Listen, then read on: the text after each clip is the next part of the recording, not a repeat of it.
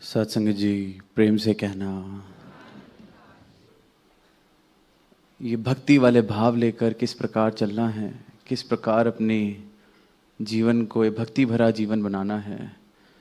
ये राजमाता जी ने अपने जीवन से हर एक गुरसिक को, हर एक संत को जीवन जी कर दिखाया, बताया किस तरह से हर एक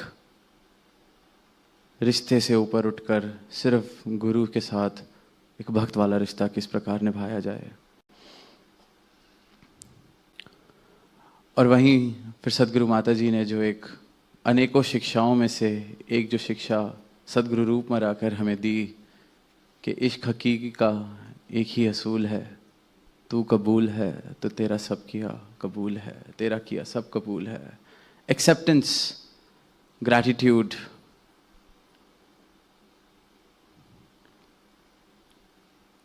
और ये एक्सेप्टेंस और ग्रैटिट्यूड कोई सिर्फ शब्दों वाली एक्सेप्टेंस और ग्रैटिट्यूड की बात नहीं की जा रही। ये शुक्राने वाले शब्दों की बात नहीं की जा रही। शब्द तो बोलने बहुत आसान है, सारी दुनिया बोल रही है, पर शब्द के पीछे के भाव क्या हैं? भाव सिर्फ ये कि इतने वर्षों से इस दर पर जुड़े हैं, अब कोई क्या सोचेगा अगर शुक्राने वाले शब्द नहीं निकले तो, या फिर ये कि अब क्या ही कर सकते हैं, मजबूरी है, शुक्राना ही कर लेते हैं। और फिर एक ये ब्रह्म ज्ञानी के शब्द बनते हैं जिसके भाव ये हो जाते हैं कि तेरा भाणा मीठा लागे, कि सच्चे पातशाह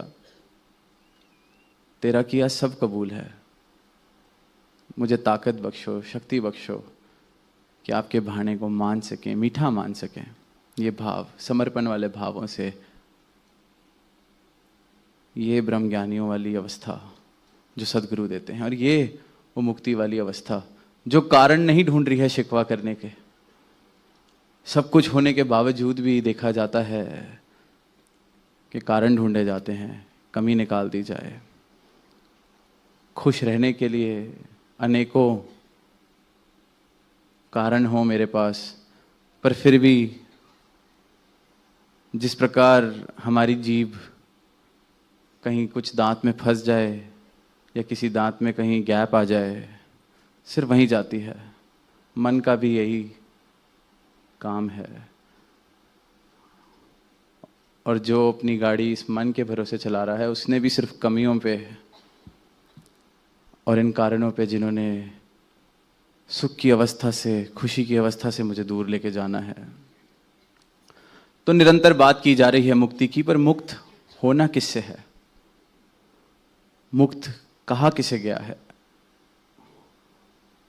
मुक्ति अवस्था ही ये है जिसने ये शिकवे के कारण ढूंढने बंद कर दिए हैं, जिसकी अवस्था सहज होकर सिर्फ इस परमात्मा का शुक्राना कर पा रही है,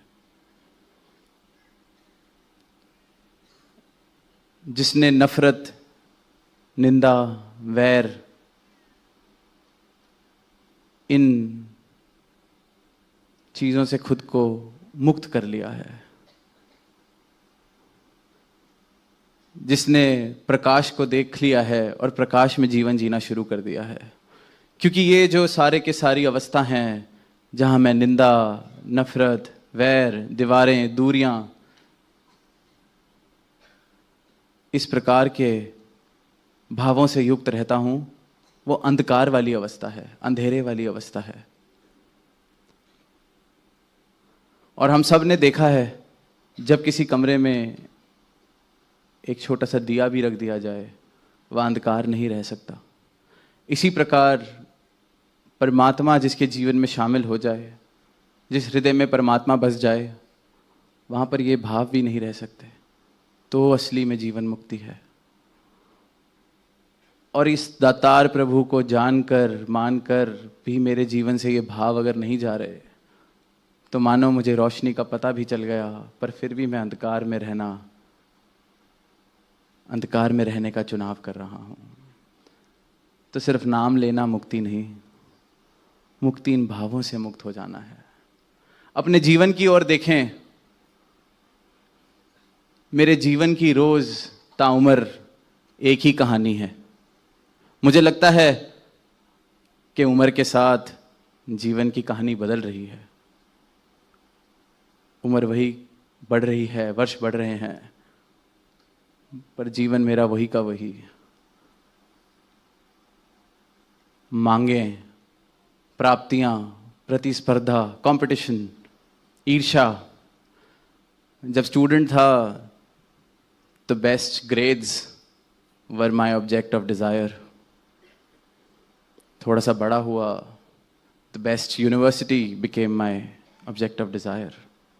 हर रोज मैं सोच रहा हूं कि मेरा जीवन बढ़ रहा है, इवॉल्व हो रहा है, पर हर एक दिन की सेम कहानी, वही कहानी। Every day is like yesterday for me. बस कारण बदल जाता है, दौड़ का मैदान बदल जाता है, पर दौड़ते दौड़ते ही जीवन बीत रहे हैं। किस लिए क्या पता, नहीं पता, बस दौड़ रहे हैं, चाहते हैं, महत्वाकांक्षाएं हैं, वो सब मुबारक हैं, पर जब सच शामिल हो जाता है जीवन में तो इस दौड़ से मुक्ति प्राप्त हो जाती है। इसे मुक्ति कहा गया है। स्वर्ग की कोई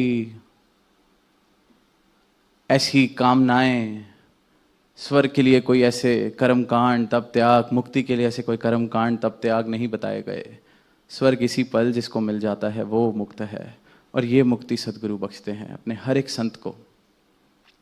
एक कहानी दास को याद आ रही है कि ऐसे ही किसी गांव में, किसी शहर में अक्सर देखते हैं बहुत धार्मिक जिधर भाव होते हैं, तो सबकी चाहत है कि हमें स्वर्ग प्राप्त हो, जन्नत प्राप्त हो, हम ऐसा जीवन जिएं, परमात्मा हमसे इतना खुश हो कि हमें नरक में ना भेजे, हमें स्वर्ग में भेजा जाए, मुक्त हो जाएं। मुक्ति की डेफिनेशन, मुक्ति की परिभाषा यही है कि मुक्त होके स्वर्ग में चले गए। अब वहाँ ऐसी धार्मिक, ऐसे नेक भावों वाले गांव में एक इंसान आता है, एक वादा लेके। वादा है मुक्ति की गारंटी, जन्नत की गारंटी। और करना क्या है? वो कहता है मेरे पास एक टिकट है, ये टिकट खरीद लीजिए, मुक्ति गारंटी, मुक्ति मिलेगी ही मिलेगी।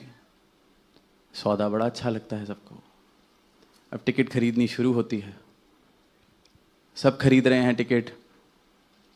And as we know, demand and supply के लॉज, अब डिमांड बढ़ती है तो टिकट का प्राइस भी बढ़ता है। फिर आजकल प्रोडक्ट डिफरेंशिएशन, नए नए तरीक़ों से चीज़ें बेचनी हैं। अब उसी टिकट पर gold class, platinum class, diamond class, कि डायमंड जो लेगा इसको लाइन में भी नहीं खड़ा होना पड़ेगा, सीधा यहाँ यात्रा ख़त्म और वहाँ आपको सीधा अपना जन्नत में कमरा दिया जाएगा। कमाल कमाल के ऑफर्स, और लगभग अब पूरा गांव टिकट खरीद चुका है, gold class, silver class, platinum class. अब जाहिर सी बात है, जो ऐसी टिकटें बेच रहा हो, धन दौलत की कमी फिर उसके पास नहीं रहती। दूर दूर के गांव से, दूर दूर के शहरों से फ्रेंचाइजी के ऑप्शंस आने शुरू हो गए। सब कुछ, सारा गांव ही मुक्त, सारा शहर ही मुक्त, कमाल हो गया। परमात्मा ने हमारी सुन ली, सबको मुक्त कर दिया, सबको जन्नत प्राप्त होने वाली है। अब एक रात वो इंसान जो ये टिकटें बेचने आया था, कुछ वर्ष हो गए, बहुत अमीर, बहुत बड़ा घर। अब रात को 5-6 लोग उसके घर में आ जाते हैं। एक गले पे चाकू रख देता है, एक हाथ पैर बांध देता है, 2-3 मिलके पूरा घर लूटने लगते हैं। अब वो इंसान आगे से क्या कह रहा है कि ये तुम क्या कर रहे हो, लूटपाट कर रहे हो, भगवान का तुम्हें कोई डर नहीं रहा? जन्नत में जाओगे, जन्नत में नहीं जाओगे, नरक में जाओगे, तुम्हारे साथ बहुत बुरा होगा। वो कहते हैं उस चीज़ की परवाह हमारी उसी दिन ख़त्म हो गई थी जिस दिन आपकी डायमंड टिकट हमने खरीद ली। अब तो मुक्ति की गारंटी है, डायमंड वाली टिकट है हमारे पास, जो मर्जी करें। अब ऐसे भावों के साथ सारे जन्नत में पहुंच भी गए तो वो जन्नत भी तो नरक बन जानी है ना। क्योंकि मुक्त होना कहीं पहुंच जाना नहीं है, इस प्रवृत्ति से मुक्त होना कि किसी और की लकीर छोटी कर दी जाए, दीवारें बना दी जाएं, लूटपाट कर ली जाए, किसी और को दुख पहुंचा के खुद को सुख दे दिया जाए, इन भावों से मुक्ति प्राप्त नहीं हुई तो जन्नत भी मिल गई तो क्या फ़ायदा। वहाँ जाकर भी इंसान ने इसको नरक का रूप बना देना है, फिर वहाँ कोई टिकट बेचेगा उस नरक से बचाने के लिए। भाव तो ये है कि ये जो भाव, ये ब्रह्म ज्ञान, ये शिक्षाएं, ये जो सतगुरु जीवन जीने की कला मुझे दे रहे हैं, अपनी मत मुझे दे रहे हैं, गुरमत जिसने जीवन में अपना ली वो जीवंत मुक्त होता है। उसके फिर भाव इस प्रकार के बन जाते हैं कि वो जहाँ जाए वहाँ अपने साथ इस स्वर्ग का नक्शा लेके चलता है।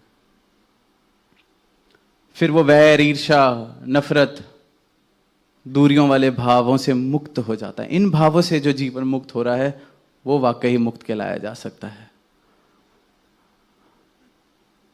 छोटा सा दिया भी किसी कमरे में आ जाए जहाँ पे 100 साल का अंधेरा भी बसा हो, वहाँ भी रोशनी होनी लाजमी है। तो वाकई इस चानन के साथ जुड़कर अपना जीवन चानन कर सकें ताकि इन अंधकार वाले भावों से मुक्ति प्राप्त हो सके। प्रेम से कहना धन्यवाद।